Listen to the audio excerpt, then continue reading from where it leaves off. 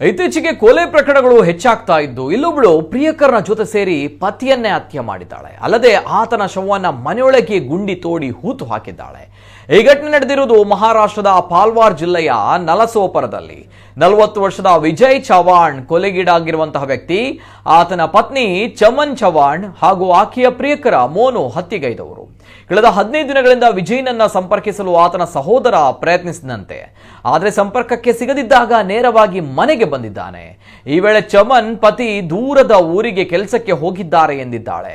ಇದರಿಂದ ಅನುಮಾನಗೊಂಡಂತಹ ಸಹೋದರ ಮನೆಯ ಸುತ್ತಮುತ್ತ ಹುಡುಕಾಡಿದ್ದು, ಈ ವೇಳೆ ಮನೆಯಲ್ಲಿ ಒಂದು ಮೂಲೆಯಲ್ಲಿ ಹೊಸದಾಗಿ ಟೈಲ್ಸ್ ಹಾಕಿರುವುದು ಕಂಡು ಬಂದಿದೆ.